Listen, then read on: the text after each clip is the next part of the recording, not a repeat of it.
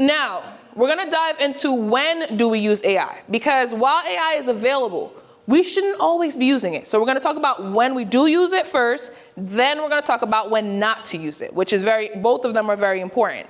So you could use AI to help you save time, right? I've been talking about that, becoming more efficient, be more productive, you're saving time. When you have large amounts of data, right? If we have 40 hours of content, we want to chop it down to get to 10, 5, 15, we'll use AI for that. Speed up a process. So the automation helps you speed up that process. Instead of taking 5 hours to do something, maybe it takes you an hour to do something, or you just have to go in and review it to make sure it's the way you want it to be. Solving complex problems, right? Especially when it comes to math and data sets and science, if you have things that are clear variables and you just need to plug them in, the AI can help you do that. Or you're trying to create a formula, right? Anybody here love spreadsheets? I do too. I love a spreadsheet. But sometimes I'm trying to create a formula. I'm like, why is it not working? What do you mean the p-value is wrong? Then I throw it into Gemini. Hey, can you help me fix what's wrong with this formula? Why is it not working? It's like, well, you had the wrong column tagged. Okay, great. Now we have the solution. Put that in, fix it up. And then the last thing here, and I want to elaborate more on it, is dangerous tasks. So we could use AI, and this is more so hardware to do dangerous tasks, right?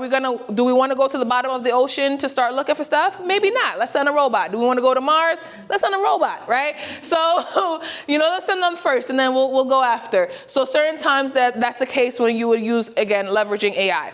Now, when do we not want to use AI? Right? Because everyone's like, oh, just put it on AI, just put it in ChatGPT, just do that.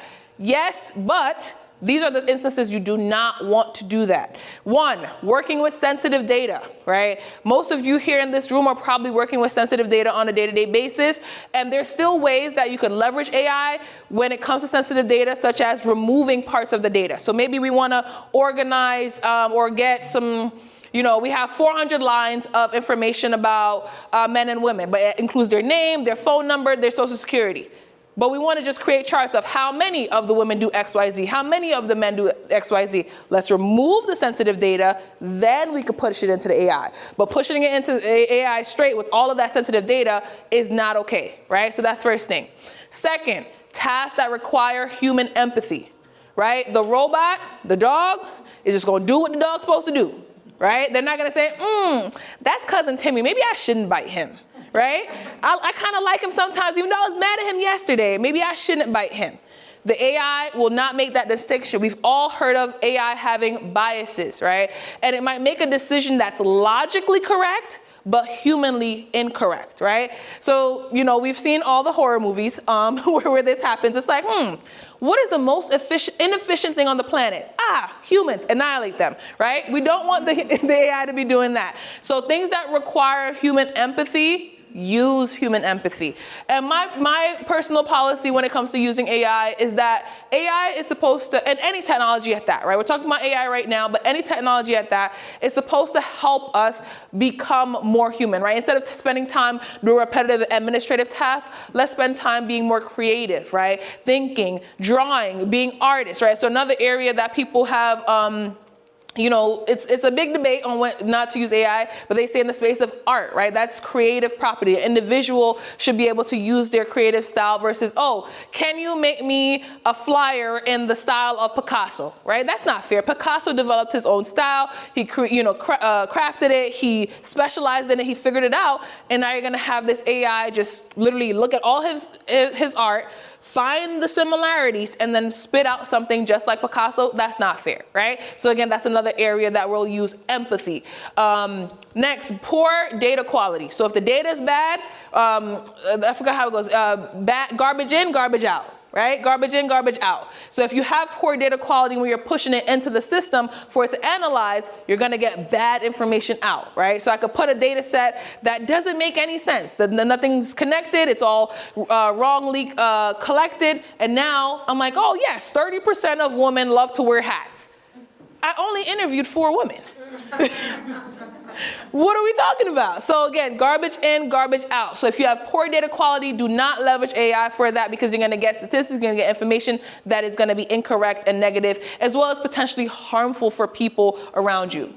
Next thing is simple tasks, right? Repetitive tasks are different from simple tasks. Can simple tasks be repetitive tasks? Yes, it's possible. But simple tasks that you could just quickly do, sometimes it's not worth putting it all the way into the AI, and now you're having this complex system, and we're gonna learn about the, what is it called? The environmental impacts of AI, right?